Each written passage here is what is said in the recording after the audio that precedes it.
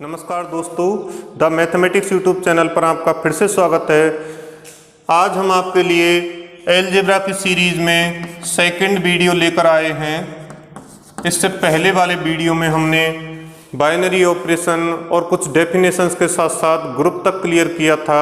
अब हम इससे रिलेटेड कुछ क्वेश्चंस देखते हैं जो कि हमारी जेपीएच बुक में पेज नंबर 25 से स्टार्ट हैं, जिनमें पहला एक एग्जाम्पल है। देखो क्या दे रखा है, एक समुच्चय दे रखा है इकाई के घनमूलों का समुच्चय 1 ओमेगा ओमेगा स्क्वायर, और इसे हमें संक्रिया डॉट यानी स्टार की जगह डॉट यूज करेंगे और इसके लिए हमें इसको ग्रुप सिद्ध करना है, यानी ए डॉट ग्रुप है या नहीं है। तो प्रॉपर तरीके से करें स्टार्ट। देखो दिया है समुच्चय ए बराबर 1 ओमेगा ओमेगा स्क्वायर। क्या सिद्ध करना है? सिद्ध करना है ए डॉट एक ग्रुप है।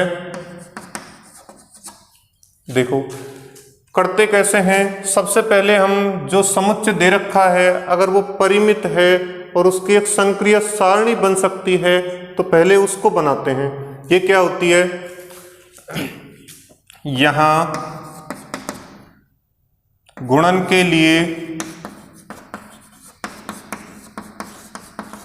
ए की संक्रिया सारणी,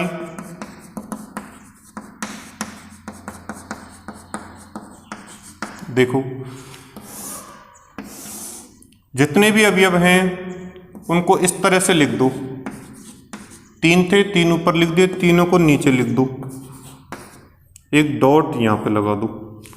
तो अब अगर हम देखो 1 का 1 से मल्टीप्लिकेशन करें तो 1 आएगा। 1 ओमेगा, 1 का ओमेगा से डॉट किया तो ओमेगा आएगा, और ये ओमेगा स्क्वायर यानी 1 से किसी भी संख्या का गुणा करते हैं तो वो वही संख्या आ जाती है। इसी तरह देखना ओमेगा का 1 से करवाना, ये ओमेगा आ जाएगा। ओमेगा स्क्वायर का 1 से करवाना ओमेगा स्क्वायर। अब बचा क्या है, ओमेगा का ओमेगा से करवाएंगे तो ये ओमेगा स्क्वायर, और ओमेगा का ओमेगा स्क्वायर से करवाएंगे तो ओमेगा क्यू आता है जो कि 1 के बराबर होता है। इसको हम डायरेक्ट ओमेगा स्क्वायर का ओमेगा से करवाएंगे तो ये ओमेगा क्यू आएगा। इसको भी हम 1 लिख सकते हैं। ओमेगा स्क्वायर का ओमेगा स्क्वायर से करवाएंगे तो क्या आएगा, ओमेगा 4। यहाँ पे देखना ओमेगा 4 क्या होता है, ओमेगा क्यू डॉट ओमेगा, तो ओमेगा क्यूब 1 हो गया, तो इसको हम ओमेगा लिख सकते हैं। तो ये हमारी संक्रिया सारणी बन गई। एक यहाँ पे ओमेगा क्यूब 1 था, यानी हमने ये दो काम में लिए थे। अब देखो इस संक्रिया सारणी के आधार पर हम हमारी जो चारों प्रॉपर्टी थी उनको लिखते हैं। फर्स्ट क्या था, मैंने बोला था ना कि इसमें हमको दे नहीं रखा है कि समवर्त नियम का पालन हो रहा नहीं हो रहा। तो समवर्त नियम देखो क्या होता था कि समुच्चय के अवयव ले कोई भी दो और उनमें जो बाइनरी ऑपरेशन दे रखा है, संक्रिया दे रखी है, उसको अप्लाई करें तो जो हमारा रिजल्ट अवयव मिलेगा तो वो भी अगर उस सेट का आ रहा है, संक्रिया करने के बाद जो अवयव आएगा वो भी उस सेट का आ रहा है, तो हम बोल देंगे द्विचर संक्रिया का पालन हो रहा है, अर्थात समवर्त नियम का पालन हो रहा है। तो यहाँ पे जितने भी अवयव संक्रिया करने पर आए हैं वो सारे के सारे एक ही अवयव हैं, और सारे के सारे एक ही अवयव हैं तो हम बोल सकते हैं कि यहाँ पे समवर्त नियम का पालन हो रहा है। यहाँ संक्रिया सारणी से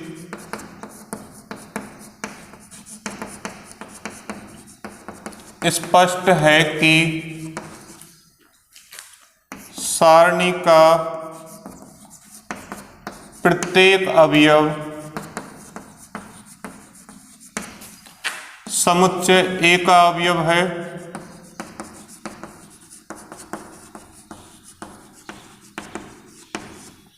अतः ए संक्रिया गुणन के लिए समवर्त है,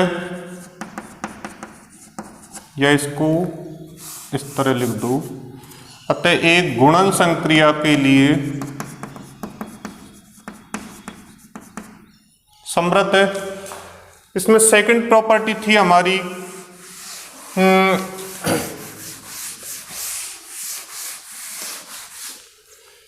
क्या थी? सेकंड साहचर्यता, एसोसिएटिविटी। यहां पे देखना जो अवयव आए थे वो द्विचर संक्रिया के अनुसार सारे के सारे इसी के आए हैं।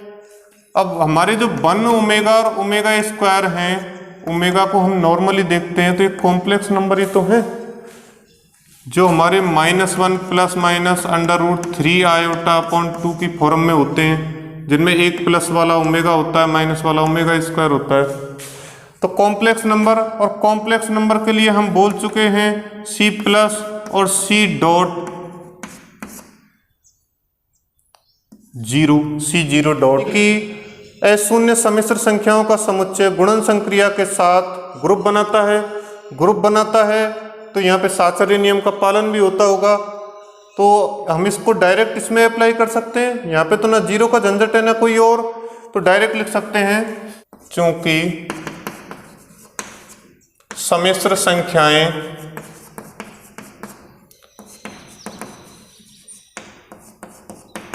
गुणन संक्रिया के लिए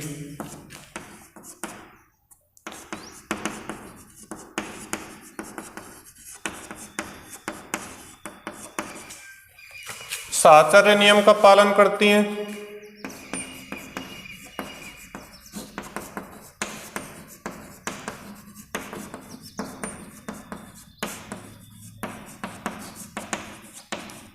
अतः स्टार समुच्चय ए में सहचारी है। थर्ड प्रॉपर्टी क्या थी हमारी? तत्समकता। तो वो देखते हैं।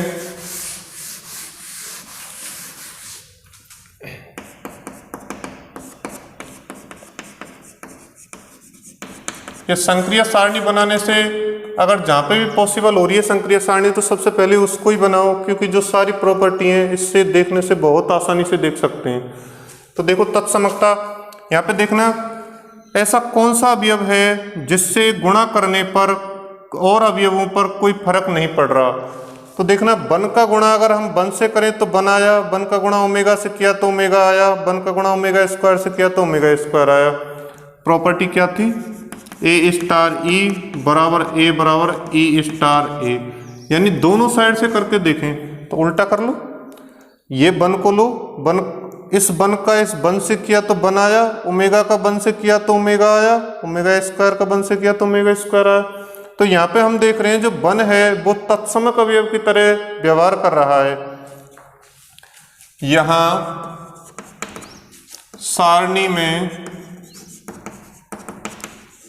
प्रथम पंक्ति व प्रथम स्तंभ से स्पष्ट है कि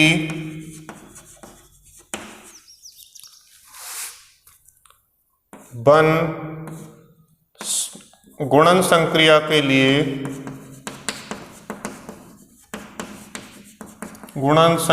के लिए समुच्चय ए में तत्समक अवयव है।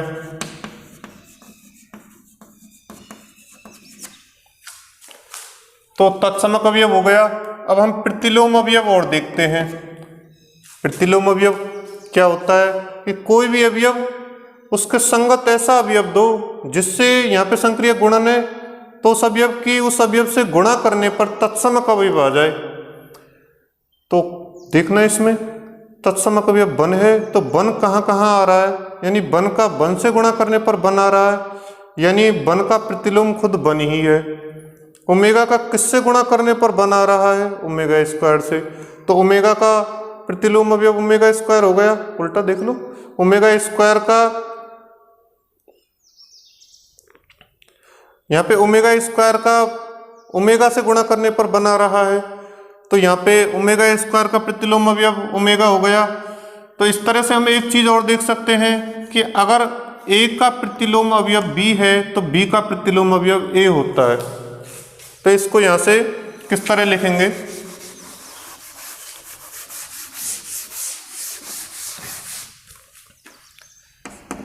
Fourth property प्रतिलोमता।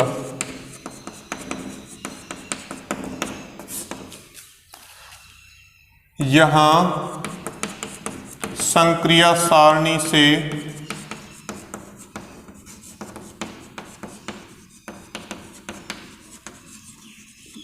स्पष्ट है कि अवयव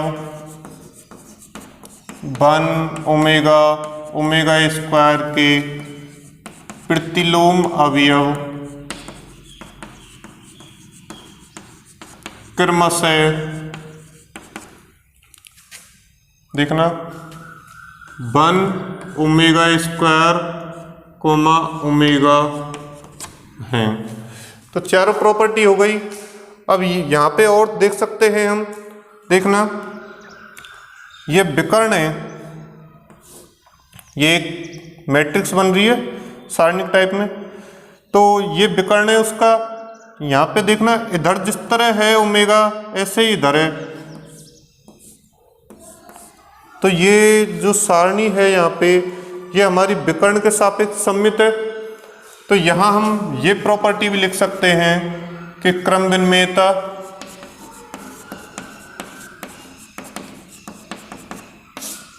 एग्जाम्पल में बस इतना ही पूछा था कि ये ग्रुप है या नहीं है गुणन संक्रिया के लिए, इसको एक्स्ट्रा में देख सकते हैं। क्योंकि यहाँ संक्रिया सारणी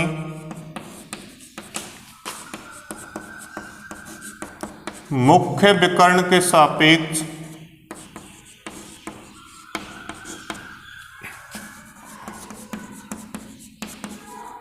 सममित है, अतः ए गुणन संक्रिया के लिए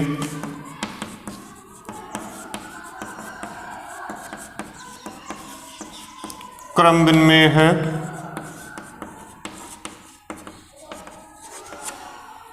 तो हम लिख सकते हैं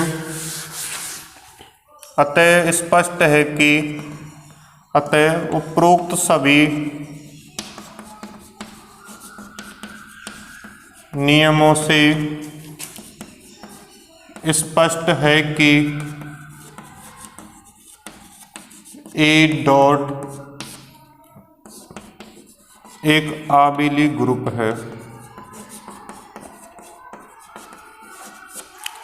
तो ये कंप्लीट लैंग्वेज किस तरह से हमको एग्जाम में लिखना है वो आप यहाँ पे देख सकते हैं कि एक एक चीज़ किस तरह से लिखी गई है। आगे एग्जाम्पलों में इसको फॉलो कर सकते हैं। अब ये एक छोटा सा एग्जाम्पल था, लेकिन ये कंपटीशन एग्ज़ाम जो होते हैं हायर लेवल कंपटीशन एग्ज़ाम, उनमें डायरेक्ट पूछ लिया जाता है कि जो हमारा इकाई के घनमूलों का सेट होता है वो गुणन के लिए ग्रुप होता है नहीं होता, डायरेक्ट पूछ लिया जाता है। अभी फर्स्ट ग्रेड में आया था जो एग्ज़ाम हमारे जनवरी में हुआ था। तो यहाँ पे देख सकते हैं हम ये एग्जाम्पल कंप्लीट हो चुका है।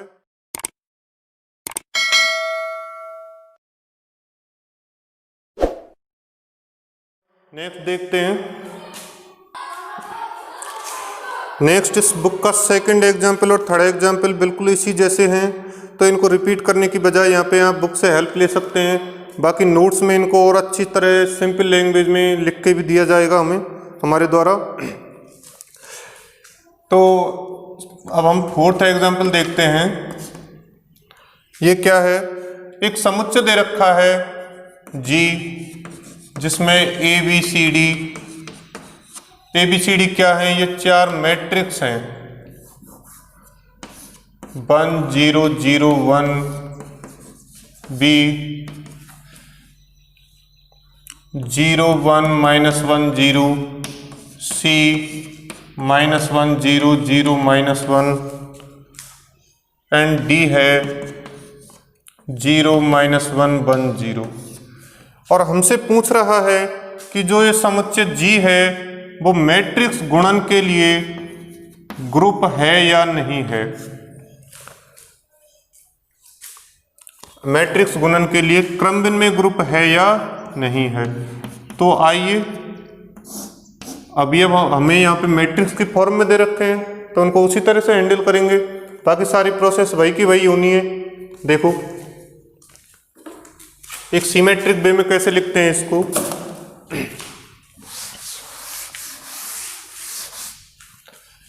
दिया है G बराबर ABCD,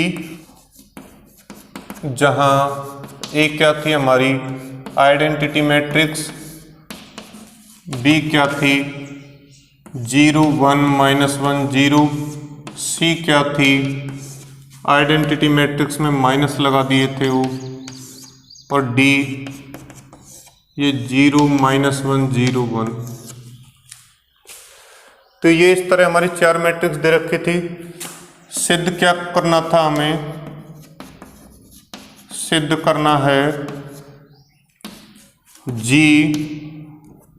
मैट्रिक्स गुणन के लिए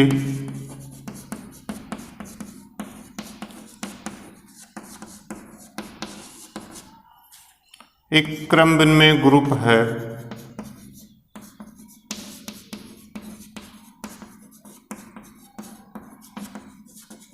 देखो सबसे पहले हम यहाँ देखते हैं कि जो A हमारी मैट्रिक्स है वो एक आइडेंटिटी मैट्रिक्स है। अब देखो जो हमारा समुच्चय दे रखा है उसमें वैसे तो 4 ही अवयव है ना ABCD, अब वो मैट्रिक्स की फॉर्म में है वो अलग बात है। तो हम यहाँ पे हैंडल इनको एक सिंपल एलिमेंट की तरह ही करेंगे, थोड़ा क्वेश्चन बड़ा होगा। देखो यहाँ सबसे पहले हम ABCD के लिए एक संक्रिया सारणी बनाते हैं, जिनमें अब ये बड़े बड़े हैं और मैट्रिक्स के रूप में हैं, तो पहले उनकी संक्रिया करके देख लेते हैं, उनको फिर बाद में संक्रिया सारणी में रख देंगे। तो यहाँ पे A एक इकाई मैट्रिक्स है,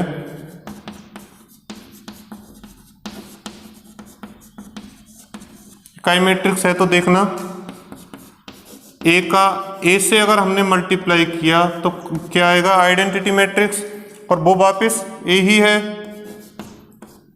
A का हम B से मल्टीप्लाई करें तो क्या आएगा आइडेंटिटी मैट्रिक्स है तो कोई फर्क नहीं पड़ेगा, B as it is. A का अगर हम C से मल्टीप्लाई करें तो वापस C, और A का D से मल्टीप्लाई करें तो वापस D। इसी तरह इनको हम उल्टा भी कर सकते हैं, जैसे B का A से करें तो हमारा B ही आ जाएगा, C का A से करें तो C ही आएगा, और D का A से करेंगे तो D ही आएगा।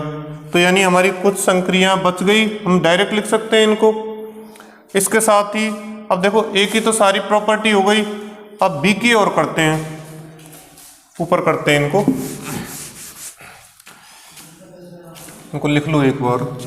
A तो हमारी आइडेंटिटी थी, B हमारी 0 -1 1 0, C -1 0 0 -1, और D जो थी वो 0 -1 1 0। देखो अब B के सभी से संक्रिया करवाएं, देखना B की A के साथ तो हो चुकी है, B की B के साथ करवाते हैं। अब तो हमको लिखना ही पड़ेगा सारे, 0 1 -1 0 0 1 -1 0। देखना क्या आएगा 0 1, इस तरह 0 -1, तो ये क्या आ जाएगा -1। मैट्रिक्स गुणन देख लेना, 0 1 और 1 0, ये 0 आ गया, -1 0 और 0 -1, ये भी 0 और -1 0 और 1 0, तो ये -1, तो ये यहाँ पे क्या है C। इसी तरह B की C से करवाएं हम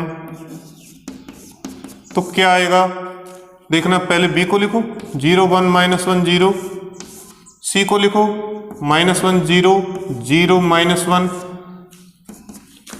मल्टीप्लाई करो 0 1 और इधर -1 0, तो ये 0 आ जाएगा। ऐसे ही 0 1 और 0 -1, ये -1 0 -1 0, तो ये 1 आ गया, और -1 0 0 -1, तो ये हमारा 0 आ गया। यहाँ पे देखना ये क्या है, ये D है।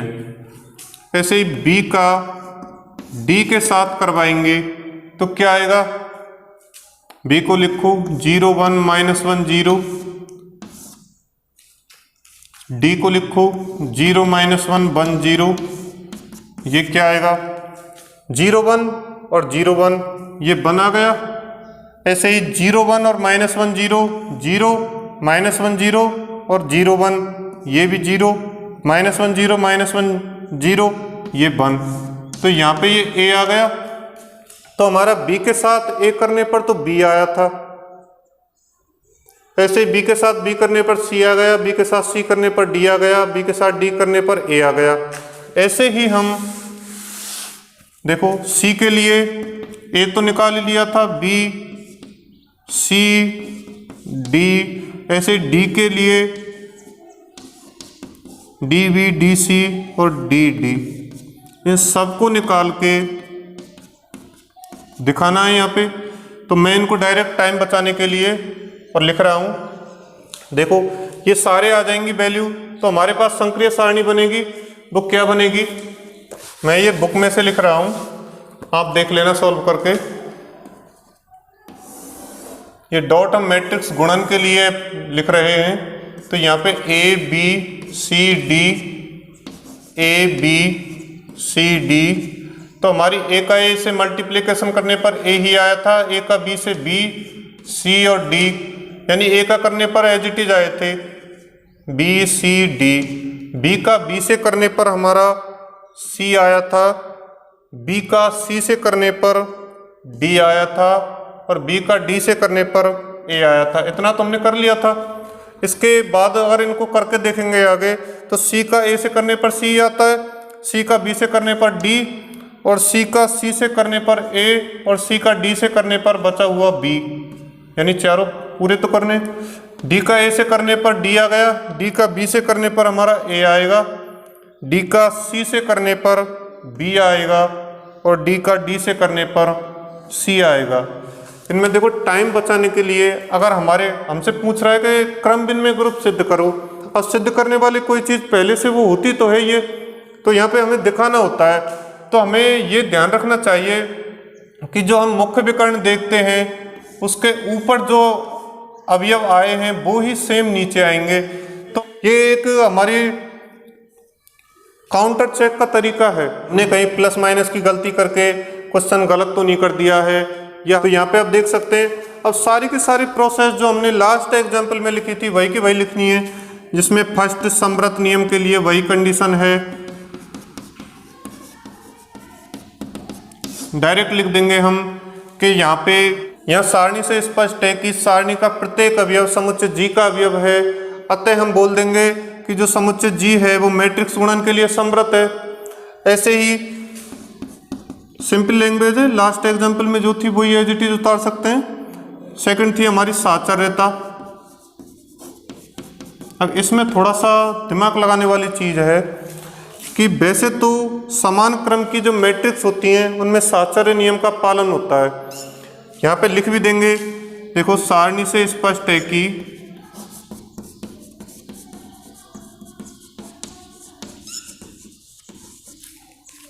देखो एक एग्जाम्पल के तौर पे लिख रहे हैं ए बी सी, क्या आना चाहिए, ए और बी का मल्टीप्लिकेशन क्या आया था, ए और बी का बी आया था, तो इसकी जगह हम बी रख दें, ये सी, और बी और सी का क्या आया था डी, तो ये डी आ गया। ऐसे ही अगर हम इन दो को लेके और तब करें जैसे ए बी सी, तो बी सी क्या आया था डी है, यानी ए डी और ये डी। तो हम यहाँ पे चेक तो कर सकते हैं, लिखेंगे कैसे, तो लिखना ऐसे ही है, क्योंकि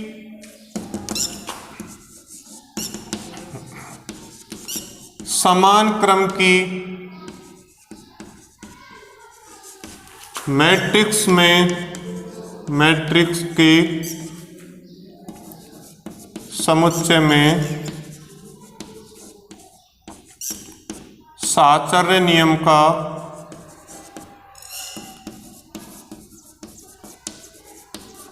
पालन होता है, अतः समुच्चय जी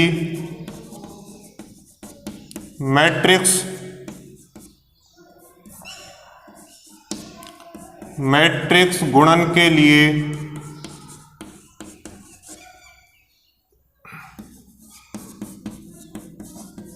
सहचारी है।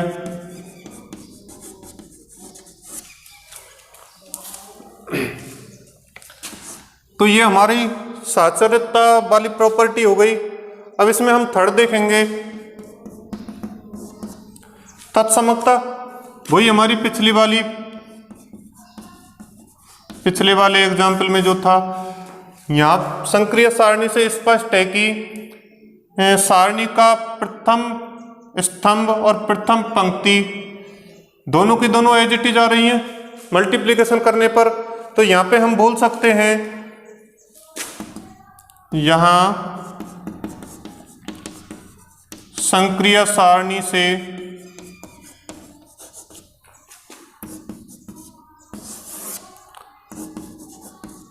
स्पष्ट है कि समुच्चय जी में मैट्रिक्स गुणन के लिए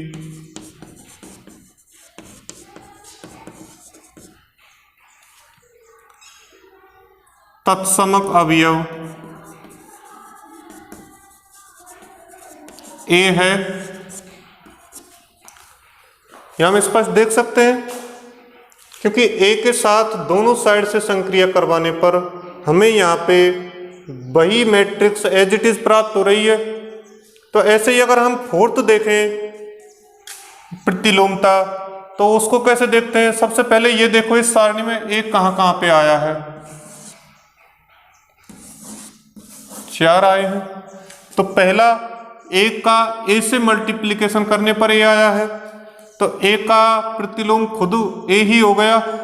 ऐसे ही यहाँ पे बी का प्रतिलोम डी हो जाएगा, क्योंकि बी का डी से मल्टीप्लिकेशन करने पर ए आया है। अब उल्टा भी देख सकते हैं, डी का प्रतिलोम बी हो जाएगा, वो यहाँ से सिद्ध हो जाएगा। देखो, डी का अगर हम बी से मल्टीप्लिकेशन करें तो ए आया है, तो डी का प्रतिलोम ए हो जाएगा। ऐसे सी का प्रतिलोम खुद सी ही है, क्योंकि सी का सी से मल्टीप्लिकेशन करने पर ए आया है। तो यहाँ पे हम लिख सकते हैं कि संक्रिय सारणी से स्पष्ट है कि अवयव, ये प्रतिलोमता में लिख रहे हैं हम, मैं बोल रहा हूं उस पर ध्यान देना। अवयव A B C D, direct ये भी लिख सकते हैं कि संक्रिय सारणी से स्पष्ट है कि matrix A B C D के लिए प्रतिलोम अवयव क्रमशः,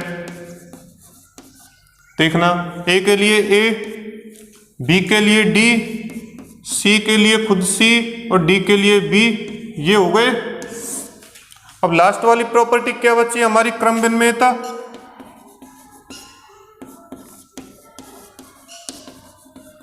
देखो यहाँ पे वही विकर्ण देखना, सारणी का जो मुख्य विकर्ण है उसके सापेक्ष जो मैट्रिक्स बन के आ रही है, यानी सारणी का अवयव है, वो सममित फॉर्म में है, यानी सारणी मुख्य विकर्ण के सापेक्ष सममित है। यानी मैट्रिक्स का मल्टीप्लिकेशन करने पर और उनका क्रम चेंज करने पर कोई फर्क नहीं पड़ रहा है। तो हम बोल सकते हैं यहाँ पे कि जो समुच्चय जी है वो मैट्रिक्स गुणन के लिए क्रम विनिमेय है। तो यहाँ पे हमारी 5 प्रॉपर्टियों का पालन हो रहा है। तो इसको एक कंप्लीट लैंग्वेज में, जैसे पिछली हमने लिखी थी उसी फॉर्म में लिखना है। किस तरह हमने स्टार्ट किया था वो सब कुछ ऐसे ही दिखाना है। इसमें जो अलग था साचर्यता वाली, उसको हमने अलग से करके दिखा दिया है। तो इसको अच्छी तरह से लिखना और समझने की कोशिश करना। आगे जो एग्जाम्पल हैं वो भी इसी तरह के हैं, कुछ ऐसे भी हैं जिनमें संक्रिय सारणी की जरूरत नहीं है, उनको हम आगे देखेंगे। इस क्वेश्चन में आपको कुछ भी समझ में नहीं आया हो या कोई ऐसी प्रॉब्लम लगी हो तो उसको आप टेलीग्राम पर लिख सकते हैं, कमेंट में लिख सकते हैं। नेक्स्ट वीडियो में मिलते हैं हम इससे आगे के कुछ क्वेश्चंस के साथ, और जो भी ग्रुप से रिलेटेड थ्योरम हैं उनको भी प्रूफ करेंगे। तो आज के लिए बस इतना ही। Thank you guys.